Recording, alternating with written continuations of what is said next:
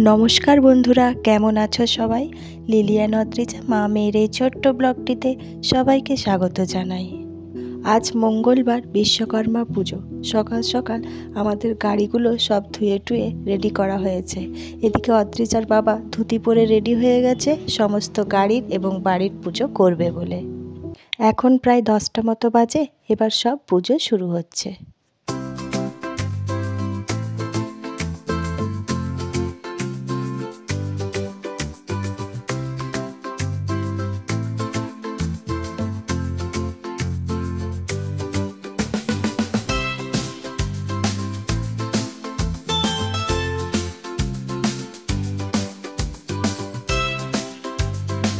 যে গাড়িটা আমাদের স্কুল যাওয়ার নিত্যসঙ্গী, সেই গাড়িটার পুজো হচ্ছে বাইরে। সকাল সকাল এটাকে ধোয়া হয়ে গেছে, এখন এবার এটার পুজো করে এবার বাড়ি ঢুকছে। আজ যেসব বাড়িতে গাড়ি আছে প্রত্যেকটি বাড়িতেই পুজো, এমনকি বাচ্চাদের সাইকেলগুলিও বাদ যায় না।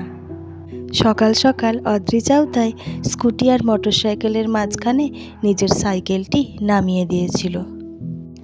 আজ আমাদের বিশ্বকর্মা পুজোর পাশাপাশি আবার উনুন পুজো, এখানে বসে পড়া হয়েছে সেই পুজোরই উদ্দেশ্যে। আজ আমাদের বাড়িতে অরন্ধন, হয়তো এরকম অনেকের বাড়িতেই আছে আজ অরন্ধন। কাল রান্না হয়ে গেছে, আজ সেগুলো খাওয়া হবে। তবে আরবার অদ্রিজা পান্তা জিনিস একেবারেই পছন্দ করে না, কিন্তু আজকে কিছু করার নেই। আজকে যেহেতু রান্না হবে না, তাই সেইগুলোই একটুখানি খেতে হবে। এখানে পুরোহিত মশাই পুজো করতে বসে পড়েছেন, আর পুরোহিত মশাই মন্ত্র ছাড়াই পুজো করছেন। শুধুমাত্র গায়ত্রী মন্ত্রটা ছাড়া এখনো পর্যন্ত একটা মন্ত্র উচ্চারিত হয়নি। তবে এবার মোবাইলের সাহায্য নিয়ে সেই বিশ্বকর্মার মন্ত্র উচ্চারিত হবে। আসলে পুজো করার অভ্যাসটা নেই বলে পুজোর জিনিসগুলো সব জানে না। তবে এই আজকের দিনে আর সরস্বতী পুজোর দিনে পুরোহিত পাওয়া খুবই মুশকিল, তাই নিজের ঘরে নিজের পুজো করে নেওয়াই ভালো। এতক্ষণ ধরে পুরোহিত মশাইয়ের আসার অপেক্ষা করে করে যখন আর পাওয়া গেল না, তারপরেই অদ্রিজার বাবাই বসলো। মন্ত্রের একটি বইও পাওয়া গেছে, সেই বই দেখেই টুকটাক কিছু মন্ত্র উচ্চারণ করা হলো। তবে নিয়ম নীতি আচার অনুষ্ঠান মেনে একমাত্র পুজো করতে পারেন কিন্তু পুরোহিত মশাইরাই।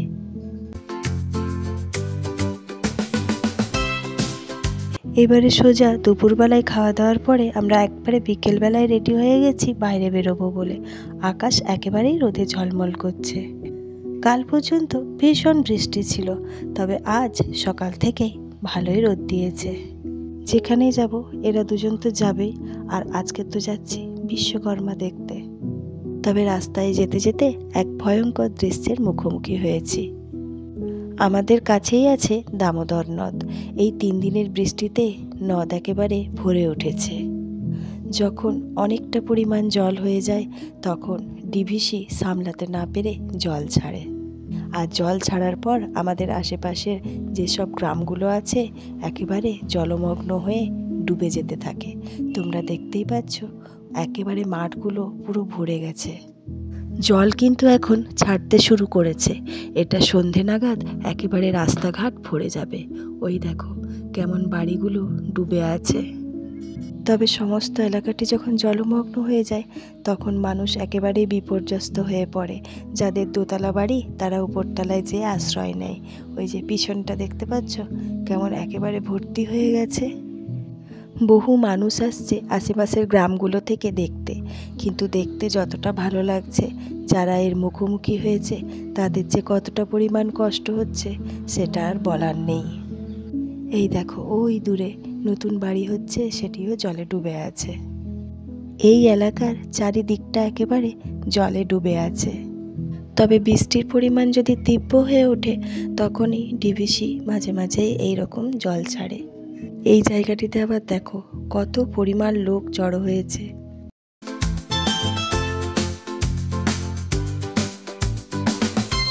আমরা এবার সোজা পৌঁছে গেছি সেই বিশ্বকর্মার মণ্ডপে। চারিপাশে বসেছে নানা মণিহারি দোকান। এই যে মেন গেট দিয়ে আমরা এখন ঢুকছি। এই এলাকার মধ্যে সবচেয়ে বড় পুজোটা এখানেই হয়। এটা হলো রেল কর্তৃক আয়োজিত পুজো। তবে আমরা এখন যাচ্ছি লাইন পেরিয়ে একেবারে রেলের ট্রেনিং সেন্টারে, যেখানে রেলের অফিস এবং তার সাথে সাথে ইঞ্জিন রিপেয়ারিং করা হয়। সুন্দর করে সাজানো মেন গেট দিয়ে আমরা ঢুকে পড়েছি। প্রচুর প্রচুর লাইট দিয়ে ভেতরটা সাজানো হয়েছে। এখান থেকে বেশ কয়েকদিন ধরে আমার কাছে রোজই কল আসছে গান গাওয়ার জন্য। আমি প্রথম না করেছিলাম, শরীরটা ভালো ছিল না বলে, কিন্তু শেষ দিকে আর না করতে না পেরে দেখলাম রথ দেখা কলা বেচা দুটোই হবে, তাই বেরিয়ে পড়লাম। আগেও এখানে এসেছি পুজো দেখতে, কিন্তু যত দিন যাচ্ছে উত্তরোত্তরের আতিশয্য বেড়েই চলেছে। এখনও ঠিকঠাক সন্ধে হয়নি, তবুও লাইটগুলো দেখতে খুবই সুন্দর লাগছে।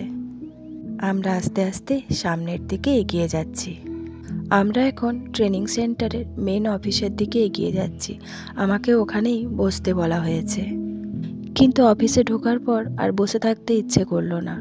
মনে হলো এখনও অনেকটা সময় কেটে যাবে বসে বসেই, তাই বাইরেটা ভালো করে ঘুরে ফিরে দেখে নিই, তারপরে যখন কল আসবে তখন আবার ঠিক মঞ্চের সামনে এসে উপস্থিত হয়ে যাব।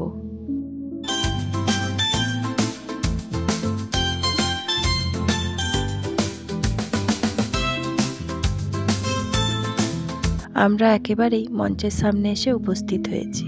তবে এখন চারিদিকটা একেবারেই ফাঁকা, লাইট সেটিং হচ্ছে, মাইক সেটিং হচ্ছে। ততক্ষণে আমরা ঠাকুরের মণ্ডপ এবং বাকি এরিয়াটা ঘুরে দেখে নিচ্ছি। বাইরে এখনও মণ্ডপ সজ্জা চলছে আর ভেতরে পুরোহিত উপস্থিত। তো চলো আমরা একেবারে ভেতরটা দেখে নিই। আমরা যেখানটা যাচ্ছি সেখানটায় ট্রেনের ইঞ্জিনগুলো সব সারানো হয়। এই যে বিশাল এরিয়া জুড়ে দেখতে পাচ্ছ কত কত রুম, আর এখানে সব রেল এমপ্লয়িরা থাকে, আর সামনেই আছে সেই বড় বড় ইঞ্জিন। এই আশেপাশের রুমগুলো হলো কোয়ার্টার, আর এই সামনেই দেখছো দুখানা ট্রেন দাঁড়িয়ে আছে।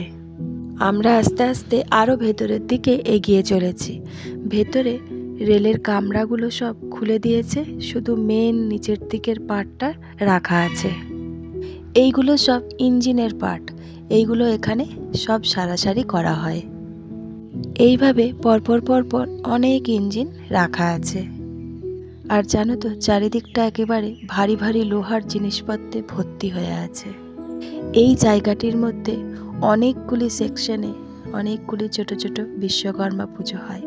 আমরা আরেকটি ঠাকুরের সামনে এসে উপস্থিত হয়েছি। এখানে ঠাকুরকে প্রণাম করাও হলো, আবার প্রসাদও দিয়ে দিল।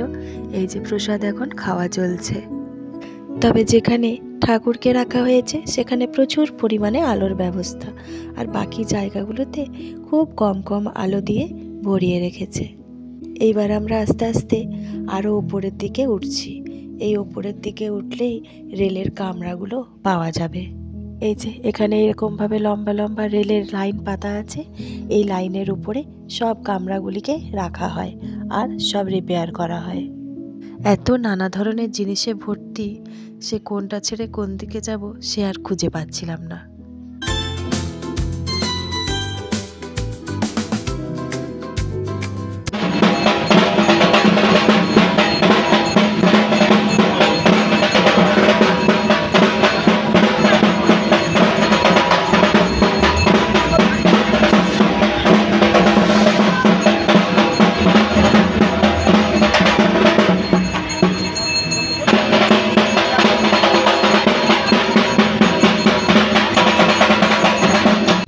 এর মাঝখানে আমাকে কল করা হয়েছে মঞ্চের সামনে উপস্থিত হওয়ার জন্য। তো মঞ্চের সামনেই আছে ঠাকুরের মন্দির, এখন চলছে আরতি, তাই আমি আরতি দেখব বলে সামনেই দাঁড়িয়ে পড়েছি। একটা জিনিস লক্ষ্য করবে, বিশ্বকর্মা ঠাকুরের পুজো সেইভাবে আর ভক্তি ভরে আর দেখার সুযোগ হয় না বা সময়ও হয় না। জাস্ট প্যান্ডেল ঘোরা আর একটু খাওয়া দাওয়া করেই বাড়ি ফিরে যাওয়া হয়। তো আজ একটু সুযোগ পেয়েছি বলে সামনে আরতি দেখলাম আর আরতির শিখা মাথায় নিলাম। মঞ্চের সামনে আমাকে ওয়েট করতে বলা হয়েছে বলে আমরা সব ঘুরে টুরে এসে মঞ্চের সামনে এসে বসে পড়েছি। এখনও পর্যন্ত সেরকমভাবে লোকজনের সমাগম ঘটেনি আর ভিড়ও হয়নি। যখন অনুষ্ঠান শুরু হবে তখন হয়তো আস্তে আস্তে লোকজনে ভরে উঠবে। আজ উপস্থিত থাকবেন ডিআরএম স্যার, উনি এবার আস্তে আস্তে প্রবেশ করছেন।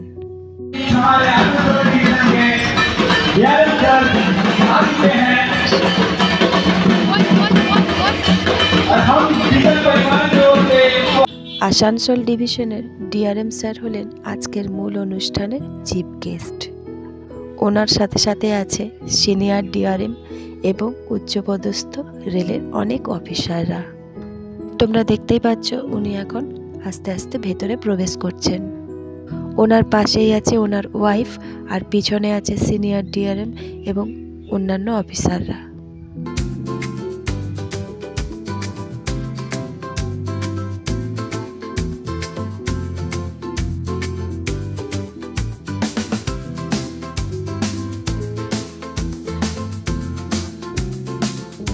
ওনারা আসন গ্রহণ করেছেন। এরপর ওনাদের ফুলের স্তবক আর গিফটের দ্বারা সম্ভাষণ জানানো হচ্ছে। গত 2 বছর ধরে আজকের দিনের অনুষ্ঠানে আমি এসেছি, কিন্তু এই দৃশ্যগুলো চাক্ষুষ দেখতে পাইনি। অন্ডাল যেহেতু জংশন, তাই রেলটা এখানে বিশাল বড় হারে বিস্তৃত।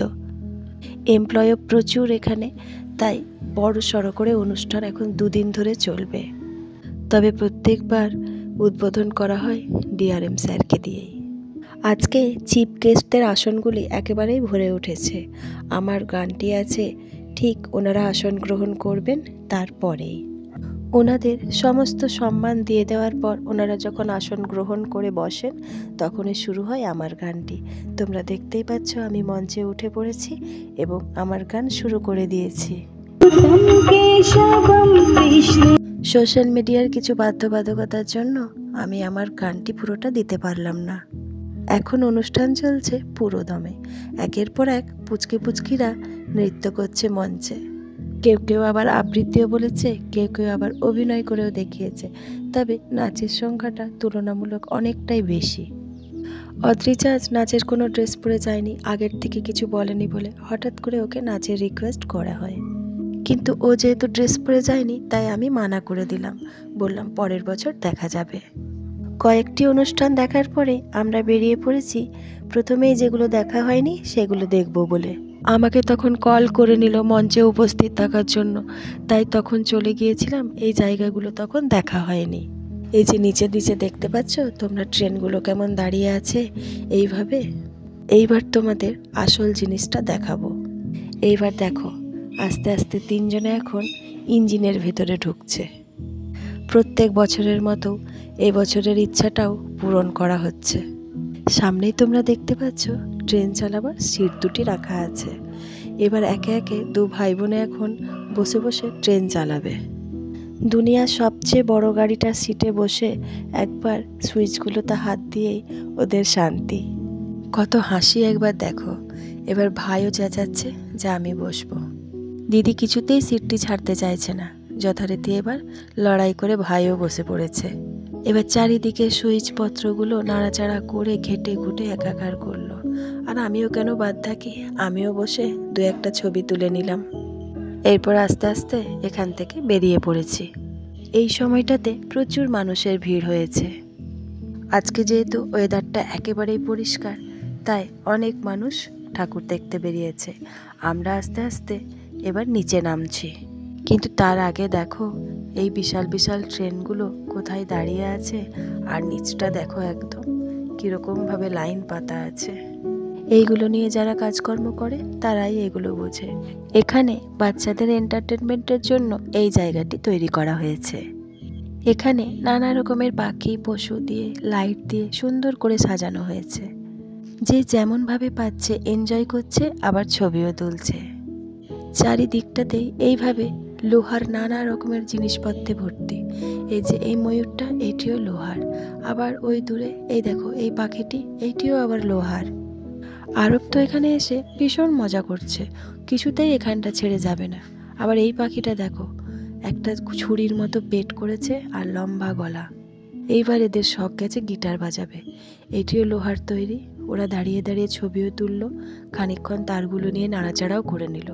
আর ঈগলটা দেখো বেশ সুন্দর করেছে। এরপরে এইরকমভাবে কিছু কিছু প্রতিকৃতি তৈরি করেছে, যাতে ছেলেমেয়েরা দেখে ভীষণ আনন্দ পাচ্ছে। আবার এই পেঁচাটিকে দেখো। এইসব দেখে দেখে ছবি টবি তুলে আমরা এবার বাড়ির পথে রওনা দিচ্ছি। এলাকাটি প্রচুর বড় বলে আমরা বাইকে করেই সোজা বাইরে বেরোলাম। আর এই যে দূরে গেটটি দেখছো, এইটি হচ্ছে মেন গেট। কিন্তু বেরিয়েও কি উপায়, আমরা এখন ঠিক দাঁড়িয়ে আছি রেল লাইনের ধারে, কারণ রেল গেট এখন বন্ধ হয়ে গেছে। চারিদিক থেকে ট্রেন চলাচল শুরু হয়ে গেছে। ওই দেখো দূরে কতজন মাঝখানে যেয়ে দাঁড়িয়ে পড়েছে, তার কারণ ওই দিক থেকে ট্রেন আসছে। আমরাও এই ট্রেনের ওই পারে যাব, তাই আমাদেরকেও দাঁড়িয়ে যেতে হয়েছে।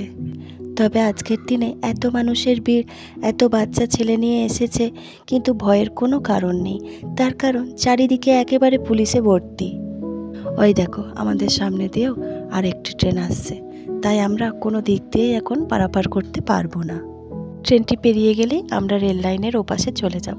তো চলো বন্ধুরা, আজকের ভিডিওটা আমি এখানেই শেষ করছি। তোমাদের কেমন লাগলো একটা কমেন্ট করে জানিও, ভালো লাগলে লাইক করে দিও। যারা যারা এখনও পর্যন্ত সাবস্ক্রাইব করোনি তারা প্লিজ সাবস্ক্রাইবটা করে দিও। তোমরা সবাই খুব খুব খুব ভালো থেকো, সুস্থ থেকো আর আনন্দে থেকো। দেখা হবে খুব শিগগির পরে একটা ব্লগে। তোমরা সবাই খুব ভালো থেকো, সুস্থ থেকো আর অনেক আনন্দে থেকো।